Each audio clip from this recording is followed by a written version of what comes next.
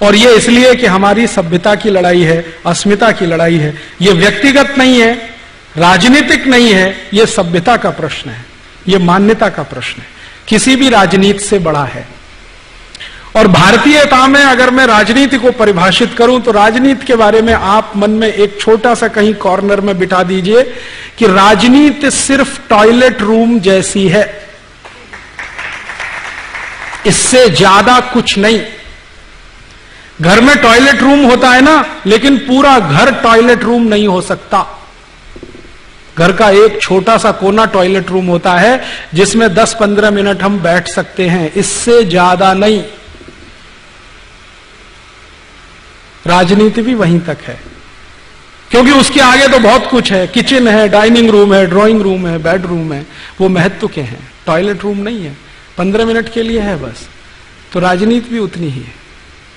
इसको इससे ज्यादा सर पे मत चढ़ाइए, नहीं तो तकलीफ करेगी आपको।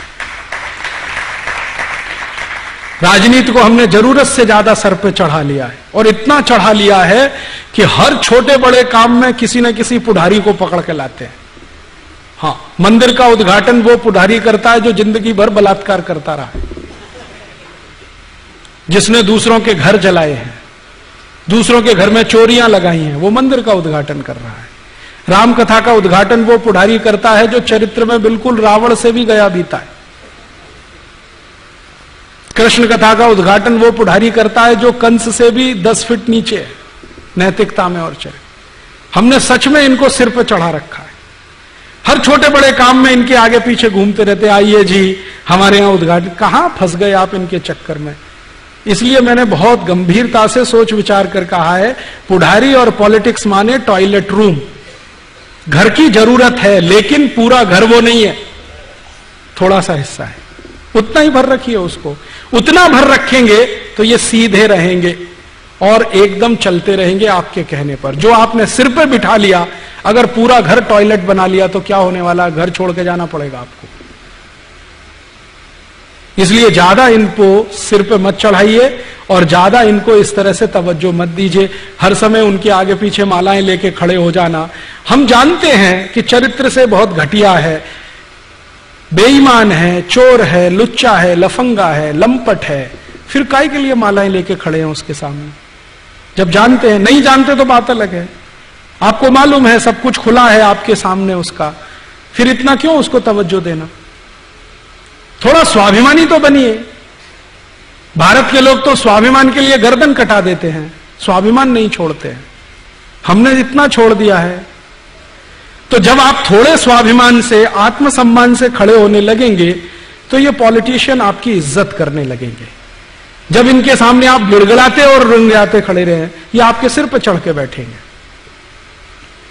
इसलिए उनको उनकी जगह रहने दीजिए। खत्म करता हूं। मेरा एक दोस्त है, अमेरिका में रहता है। थोड़े दिन पहले उसने मुझे ईमेल किया, कैलिफोर्निया के पास एक गांव में रहता है, कैलिफोर्निया स्टेट में रहता है एक गांव में। तो उसने मुझे ईमेल किया और बोलता है, राजीव भाई मेरा घर जल गया। तो मैंने कहा सो व्हाट, जल गया तो जल गया, क्या फर्क पड़ता है। उसने कहा नहीं मैं कुछ बताना चाहता हूं। मैंने कहा बताओ। उसने कहा जब मेरा घर जला तो सबसे पहले फायर ब्रिगेड आ गया और फायर ब्रिगेड ने आग बुझाई। फिर तुरंत ही इंश्योरेंस कंपनी वाले आ गए, चेक लिख के देके चले गए।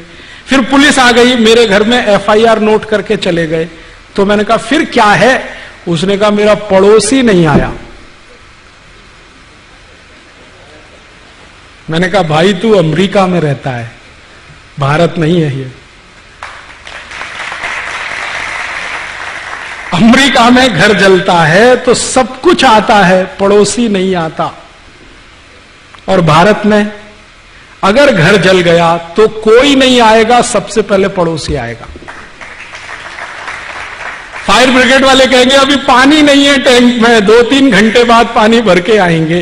पुलिस कहेगी हमको फुर्सत नहीं है, यहां आओ और FIR कराओ। सरकार कहेगी 2-3 साल बाद इंश्योरेंस का पेमेंट होगा। कोई नहीं आएगा, पड़ोसी पहले आ जाएगा। ये तो सभ्यता है। इसी सभ्यता को बचाने की लड़ाई है ये, जो दूसरे देशों के पास नहीं है। जॉर्ज बुश और अमेरिका इससे वंचित है और हमारे पास ये है। जो है अच्छा है तो बचा के रखना है और कहीं खराब हुआ है तो अच्छा बनाना है।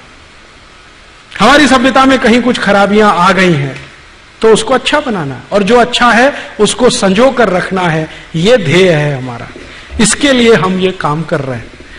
तो आप भी, हम भी, सब मिलके करें, शायद हो जाए।